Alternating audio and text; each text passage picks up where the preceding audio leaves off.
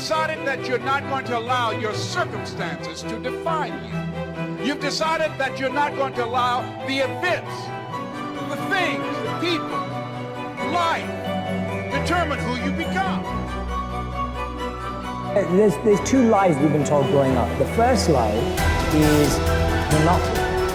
You're stupid, you're worthless, you're not going to make it. And I'm sure many people listening and watching have heard that from teachers, parents, aunts, uncles, whoever it is. And then the other lie that we're actually told, and I don't think it's a lie, I think it's positive, but sometimes it's misconstrued, is you can be anything. And we all know that's not true too. And it's unfair because sometimes people get misled. And the Dharma point of view is you can't be anything you want, but you can be everything you are. And what I mean by that is you have a genius, a potential, a power inside of you that you don't know yet. Why? Because you're inexperienced. It's not that you're unqualified, it's your inexperience. So people are saying, I'm stuck. I don't know where my life's going. I don't know what my purpose is. So you're perceiving yourself to be unqualified or underqualified. Actually, you're just inexperienced. You just haven't done enough things to let the magnet of your life tell you what it's attracted to. A man is about responsibility. And I think a man, a true man, knows he's the head but plays, the tail. Here's what I'm asking you to do. Walk away from the 97%. Don't use their vocabulary. Don't use their excuses. Don't go where they go. Don't do what they do.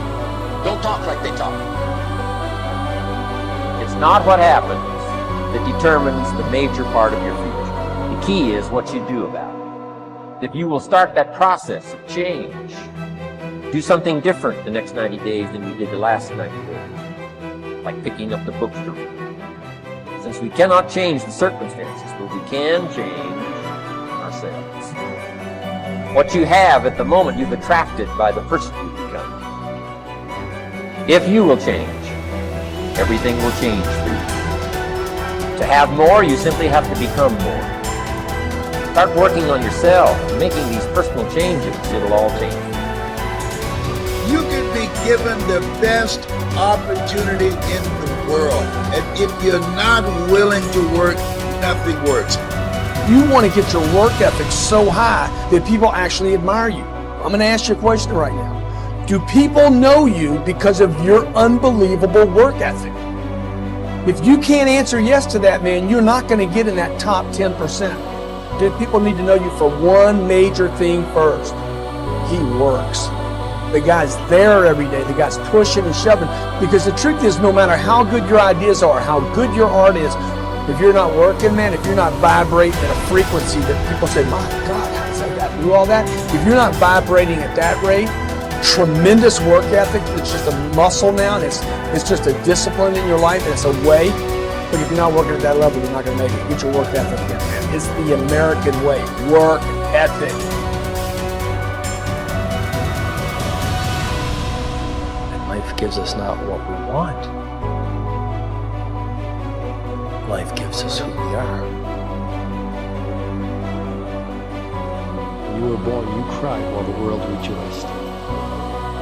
Live your life in such a way that when you die, the world cries while you rejoice. So, now what else would help you to be attractive to the marketplace besides more than one skill and more than one languages? I've divided it into five simple, basic fundamentals of ideas to ponder and think about that will increase your value to the marketplace. Could perhaps, like it did for me, multiply your income by 2, and then multiply it by 3, and then multiply your income by 4, and then by 5. And once you get there, it's not that difficult to multiply it by 10.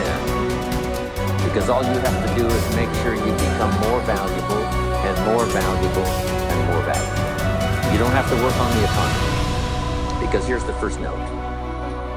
Each person's income is determined primarily by their philosophy, not by the economy.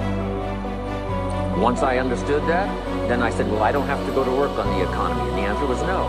You only have to go to work on yourself to make yourself more valuable. Albert Einstein said, imagination is everything. It's the preview to life's coming attraction. But guess what?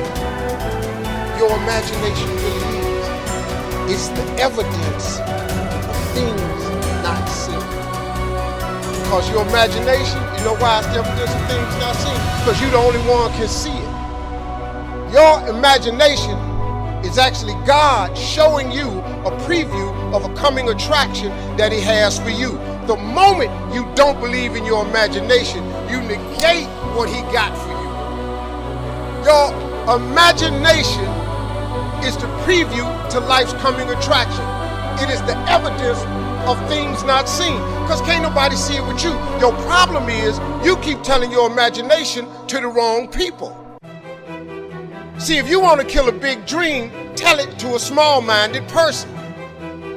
It's dead. How many times, man, have you had a tremendous idea? Something you thought was the one, and you went and told it to your loved ones and your so-called friends, and they shot it down. I mean, you was convinced that it was just, oh man, I just came to you. And you told it to them and they shot it down. And you thought since they was your loved ones and their friends and they got your best interests at heart, you believed it. You was wrong. You let them talk you out of what God got for you. Some of y'all still sitting here with the ambition of opening a business one day, but you scared to go start the business because you got a job and you got bills. Rich people got bills. Everybody got bills. Hell, I got bills. Everybody owes somebody something. I got something with the bank right now. You're gonna let the fact that you got some bills stop you from opening the business, the thing that God done put in your imagination? So you're gonna squash that because you got bills. Everybody got bills.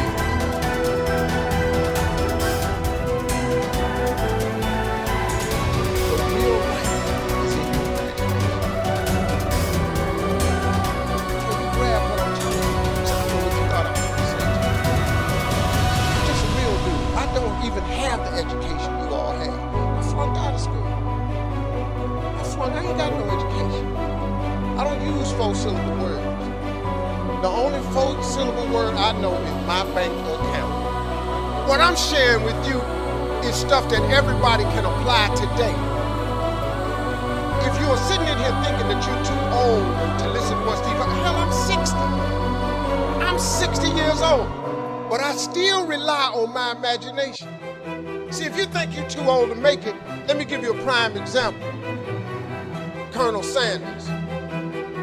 Colonel Sanders has been frying chicken his whole life. He was telling everybody he had the best chicken in the world. Ain't nobody believed him. They turned him down everywhere. Colonel Sanders didn't get a franchise till he was in his 60s. Kentucky Fried Chicken sells more chicken than anybody in the world today. So if you're sitting here thinking because you got a little gray on you, you're too late. As long as God waking you up in the morning, that's the sign that He ain't through with you. So what you tripping for? You sitting up in here like God can't do nothing for you because you 60. Man, you know what I'm asking God for right now? And I'm 60. If you could see my vision board, you would be blown away. Because I got enough right now. I really know. But I ain't in the need business. I'm in the want business. Ain't nothing wrong with wanting something. Quit going down to these churches y'all sitting up in here going down to, keeping you in these little boxes. God got a big life for you. The only person ain't look, and I love church. Don't get me wrong, I'm not knocking church. Don't read that.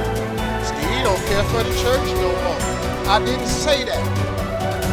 But don't go down there, memorize all these scriptures, and then don't apply none of them to your life. That's what I'm talking about. Quit going down there just to go and just get a couple of scriptures and apply them to you. The smallest scripture I ever read changed my life. The scripture real simple. You have not because you ask not.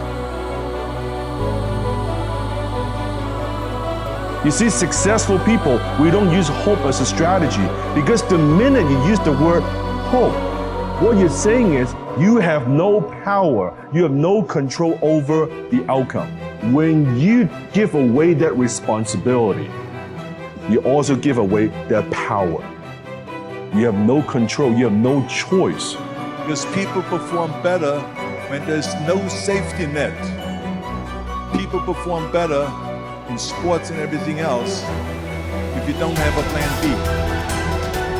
I'm telling you, I've never ever had a plan B. Like most of us, we struggle with those things, insecurities, and say, you know what? But once I get rich and I get powerful, then I'll feel good. So while you're out there striving for success, going for it, even though you feel insecure a lot, you say, I know why. It's because I don't have success yet. And that's the key, because it means that we tried. It means that we got up. It means that we cured our fear by taking action over and over and over. What will come, and whatever it is, I'm going to learn from it. You guys, remember, if you want to be successful, learn from the other people's mistakes. Don't learn from the successful stories. I need you to be self-aware. So I need you to remember that you are always learning. In life, you are always learning. And I need you to believe in yourself. I need you to see yourself capable, lovable, and unconditionally worthy of your future. You can go after whatever you want. You just cannot deny anyone else to go after whatever they want. You don't have to wait in line. You don't have to do it the way everybody else has done it. You can do it your way. You can break the rules.